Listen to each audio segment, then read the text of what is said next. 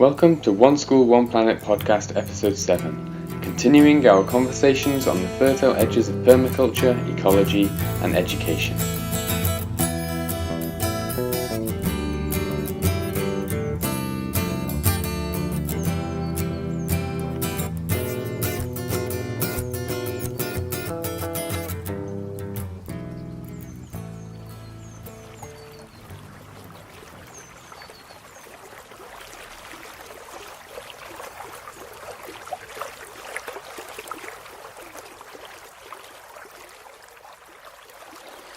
I'm here this week in Llanrydr and Mochnant, and Steve is finally out in Uganda.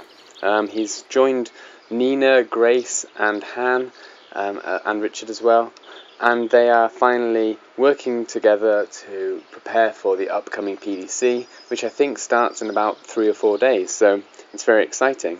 In this episode, we've got an interview with Nina, with Grace and with Han that Steve's conducted out in Uganda, and we also have some snippets of the Clun Greenman Festival, and I'll explain a little bit why I've chosen to bring that in later on, but I hope you enjoy the show.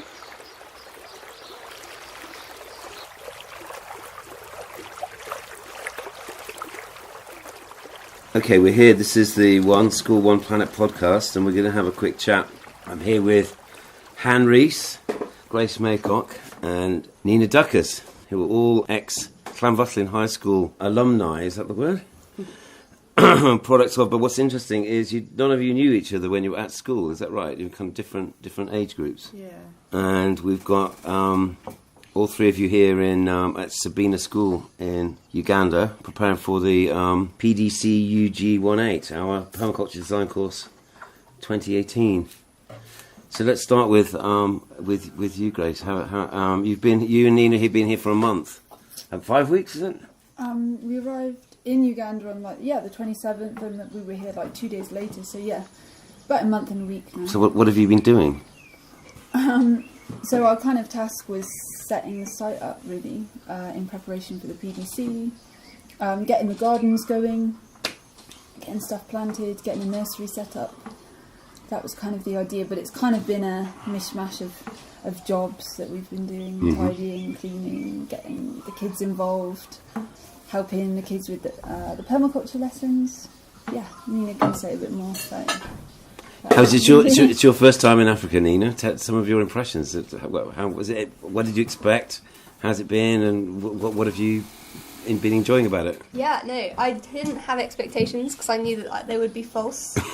And so I came with a completely open mind, and it's been filled with the wonders that are Uganda and that are Sabina School, which is super cool. I think we're super lucky to have landed on our feet at Sabina School with the food is probably the best that we've had anywhere else, and so super lucky for that. And all the kids are super welcoming and helpful, and get up in the morning and you're and then the kids come and they're good morning Auntie Nina, good morning Auntie Grace, and you're got a good day now. Yeah. There's a real warmth here. Yeah, it's a big family, because all the kids at the moment, they've gone home for the holidays, so the kids that are here are kind of boarding and staying, so they're all brothers and sisters to one another, and they've kind of adopted us into the groove, and we've been playing cards with them, which has been really great fun, because we both learn kind of how to play cards. It's not just the game, it's the facial expressions, it's the tutting, it's the snarling the slapping it down, and it's really becoming part of the family instead of just being outsiders that are kind of doing something for the school. They come to us and they'll pretend to play fight us or ask us for food. When they've done jobs, they're reminding us that they need to be given food, or instead of being these Mzungus that you can't talk to, they're definitely coming into our rooms, and yeah, it's good. So barriers have been broken, or whatever there may have been. Yeah. That's great. So Han, you contributed to a Sector39 Permaculture course 2 years ago in Uganda. I did, yeah. And here you are back again. Yeah, it's nice to be back actually. I wasn't sure how it's going to be, but I really enjoyed it. I really like Africa. The first time I came, it was just all new, and like Nina said, like you don't have any expectations, you just take everything in as it comes. But coming back for a second time, it's like a different experience, because you're like, oh yeah, I remember that, oh I remember that, and I don't know, I'm just seeing things from a different perspective now, which is kind of nice, and I'm looking forward to seeing, what other lessons I learn as the time progresses. So. Yeah, and you're going to be doing some teaching this time. I am doing some teaching this time. I facilitated last time a little, I really enjoyed it, and I'm taking a big step up for myself this time, going on teaching stuff to the participants. Yeah, sharing some knowledge would be good fun.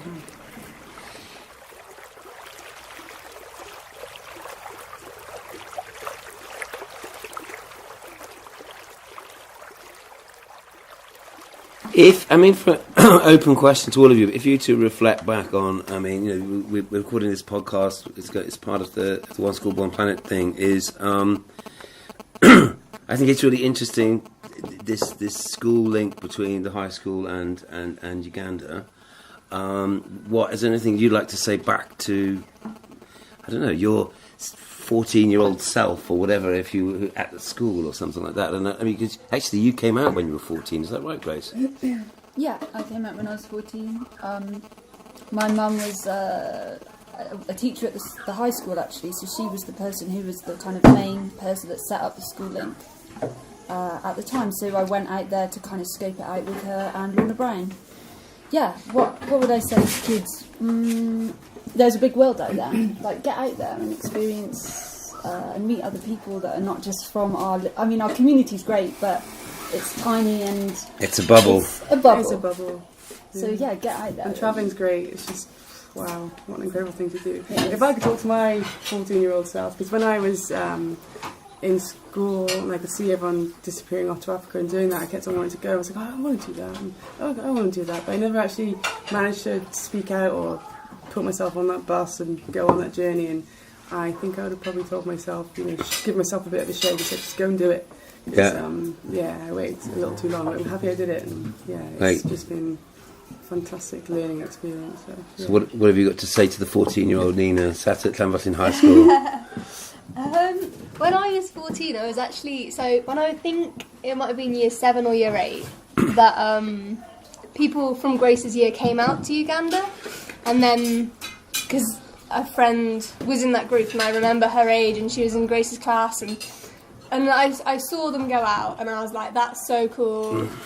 That's what I want my high school trip to be. I want to go to Uganda, and then it didn't happen again, and so I didn't do that. But when I was 14, I was definitely already thinking about coming out, maybe not to Africa, but I'm glad that Africa is where I am. Yeah. And coming out now for like the second time to Africa. Yeah, right, because you were in Nigeria last year, is that right? 2016, yeah. And it's definitely, it's a huge thing to think about, and like for my mum, it's like super scary compared to, say, if I was going to Asia or Europe or whatever. Like Africa's that big unknown, the dark what is it? Continent. But I think as a 14-year-old, I'd definitely say, don't be scared by Africa. Don't be scared by like how hectic and crazy it is, because that is the best thing. It's just like embrace it. It's hilarious. Just get into it, and all the people are so much more kind of open here to helping you. Yeah. So like it's not easy, but it is easy. Great. Well, there's some really great thoughts. And could I also say, if there are high school students listening to this, to like push the school and push the teachers to really get the link back together, because it's really kind of faded away. Keep it alive. Yeah, keep it alive. There's people over here that are really keen to get involved in the link. So it's a really great link as well. It's it's a fantastic thing to do. So go stand at the reception desk, turn 90 degrees to the right, and you'll see that little plaque on the wall that says Llanfyllin Kamuli, Uganda. It's there for a reason. Yeah. It really is. It's been there a long time, actually. Yeah. Thanks very much. And we'll leave it there, but we'll be revisiting you during the course of the fortnight for the next 3 weeks. The PDC kicks off on Sunday morning. It's going to be super intense. We've got 42 people coming from about 6 or 7 different African nations. It's going to be a huge experience. Thank you very much.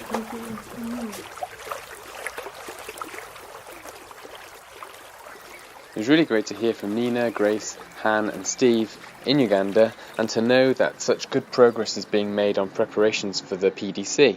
And we'll be reporting back from the PDC again over the next 2 or 3 weeks. Hopefully we'll have interviews with delegates at the PDC, interviews with staff at Sabina School, and it'd be really good to find out a little bit more about how they've incorporated permaculture into their educational curriculum and into their whole school ethos. So I'm really looking forward to that. So we're now going to shift our attention away from Uganda and back to the rural borderlands of England and Wales, with a few recordings from the Clun Greenman Festival, which I attended this weekend. I've included these recordings because I think some of the themes and ideas that came across during the Greenman Festival mesh particularly well with some of the things that we've been discussing over the last 6 episodes of this podcast. So namely, how do we build a better relationship with our ecosystem? How do we encourage communities to re-engage with the ecology that supports and binds them? So some of these ideas really percolated through from the weekend, and I just think it would be useful for us to have a little bit of an exploration of some of these themes and topics. So here we go.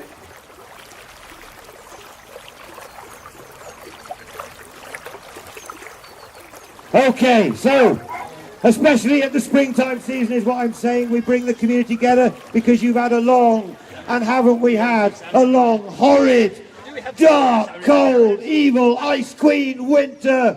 Boo!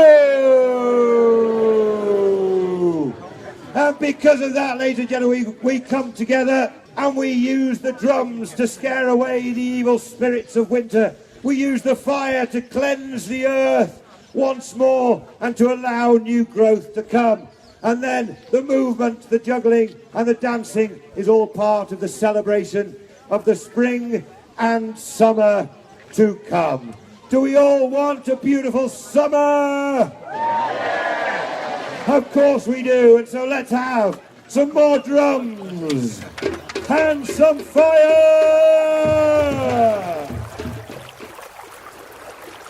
One thing the Master of Ceremonies mentioned while he was introducing the festivities of the Greenman Festival was that we come together at these special occasions, these changes of the season, to help build our own communities. And we've tended over the past 500 odd years to separate ourselves from the natural environment, but actually our communities themselves are subsets of ecology. We all depend on the environment around us in order to exist, and it's vitally important that we try to rebuild some of those connections that we seem to have lost. And festivals like the Clun Greenman Festival really attempt to do that. They bring people together to recognise their place within a much wider system. They kind of put communities into a global, maybe even we could even say a cosmic perspective. I think the other important thing that he mentioned was how people across the country are celebrating these kinds of May Day festivities. And I think actually we could extend it a little bit further and suggest that through participating in these kinds of traditions, we're also participating in a global network of similar kinds of traditions that draw on similar themes and have real powerful connections that we should be making use of. Following the Master of Ceremonies' introduction to proceedings, a druid was invited onto the bridge in the middle of Clun to bring down blessings from the cardinal points, north, south, east and west, and to encourage the crowd to participate in the proceedings in order to bring the summer forwards. Today the wheel turns, the wheel of the year. We celebrate this, that the wheel continues to turn, and at events like this throughout the country, we call down a blessing upon the land, upon you, upon the new, upon the things that are growing, the things that are to be, so that we may have our crops, we may have our future through the summer. But the old gods don't require that you just sit and look. They require that you show that you are part of what is going on. I call to the powers of the east, the powers of the rising sun, the powers of new, the bringing of life. Bless this event, bless this place, bless us all. Blessed be! Blessed be! I call to the powers of the south, the powers of heat, light, the fire of the hearth, and the fire within our blood, within us all, that warms us, the fire that is our future. I call to the powers of the south. Blessed be! Blessed be! I call to the powers of the west, the watery west, the powers where once we will go, the completing of circles, the turning of the circle. I call blessings from the west. Blessed be! Blessed be! And from the cold north slopes, vibrant with trees, vibrant still with life, cool but still holding us. I call upon the powers of the north. Blessed be! Blessed be! And remember, we don't just live in a thin plane, but there are powers below and there are powers above. So to complete this circle around us and complete this blessing, may the powers above bless us. Blessings be! Blessings be! May the powers below bless us. Blessings be! Blessings be! May all go with joy. Blessings. Blessed be!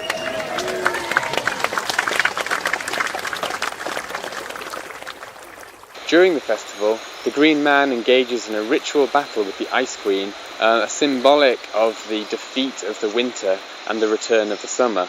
And the whole community gathers together to cheer the Green Man on, to help him in his battle against the forces of the cold, of the winter, which have been in control now for too long.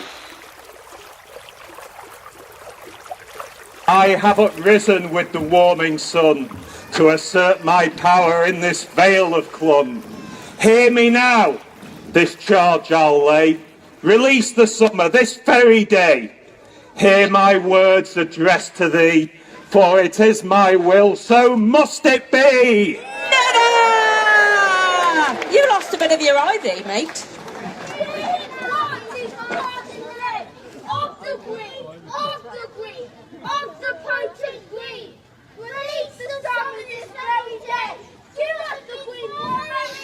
Yes!